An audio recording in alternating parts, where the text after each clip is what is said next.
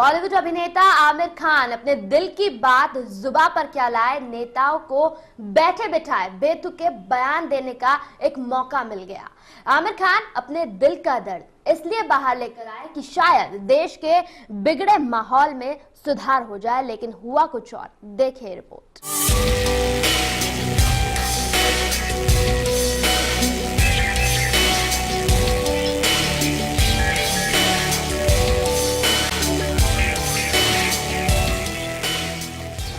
बोलना मना है,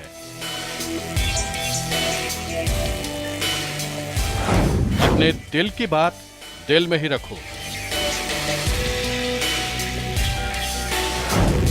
दिल की बात बाहर आई तो बनेगा बातों का बतंगर।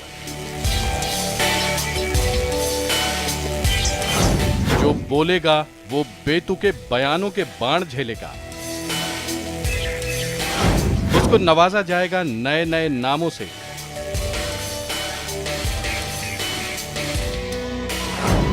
कोई देशद्रोही कहेगा तो कोई लगा देगा गद्दारी का ठप्पा।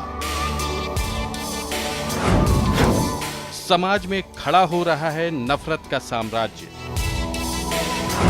न तेरा है न मेरा है, ये हिंदुस्तान सबका है। अगर नहीं समझी गई ये बात तो नुकसान सबका है।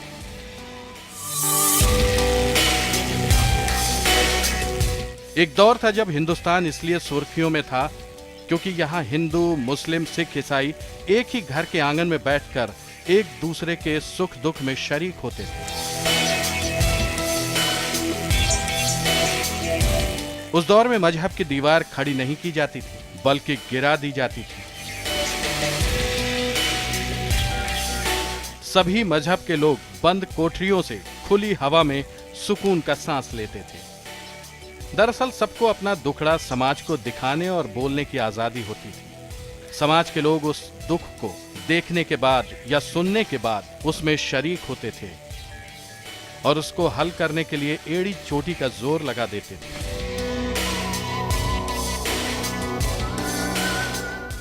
लेकिन उस दौर के हिंदुस्तान की तस्वीर अब धीरे धीरे बदलती जा रही है। आज अगर कोई अपनी तकलीफ समाज के सामने रखता है तो उसको गंदी नजरों से तरेरा जाता है।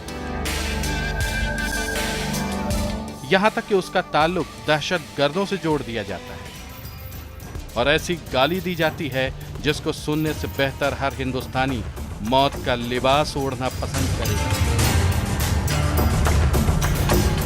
वो गाली है देशद्रोही, यानी देश के साथ गद्दारी।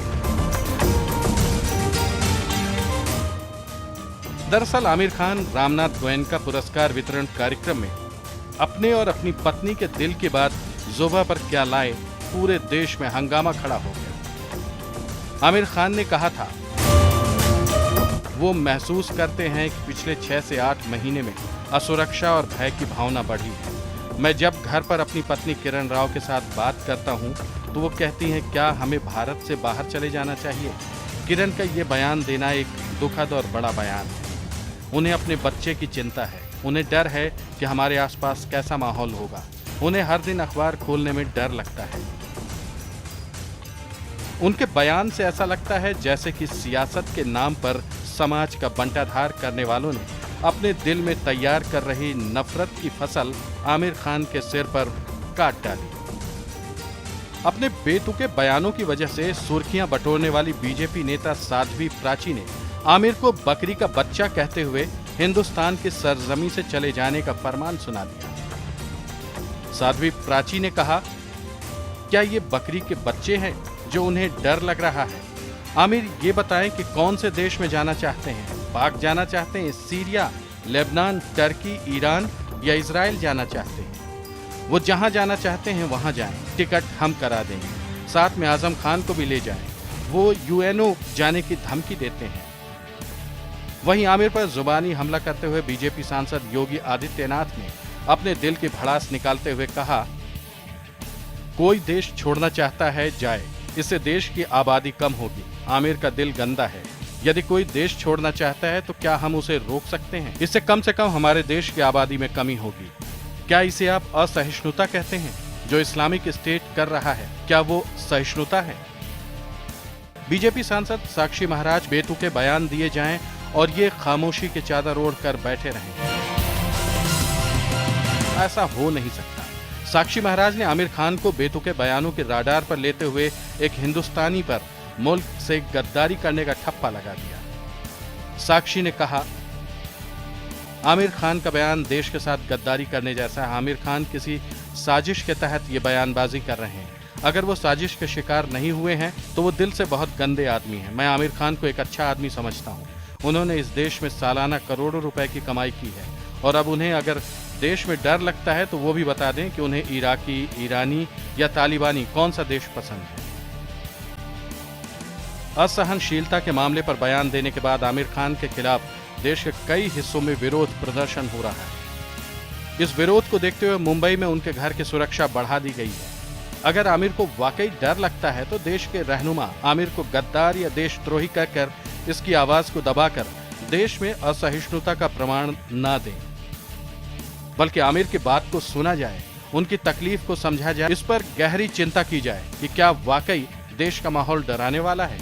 सवाल ये भी है कि जब भी देश में इस तरह का मामला सामने आता है तो बेतुके बयान के बाण चलाकर हिंदुस्तान की जमीन में नफरत की फसल उगाने वालों की जुबान पर क्या हम लगाम लगा पाएंगे? एक तरफ बीजेपी नेता अपनी जुबान से आग उगलते हैं तो वहीं पीएम मोदी इस सब पर खामोशी की चादर ओढ़कर आवाम के दिल में परेशानी का पारा बढ़ा देते हैं।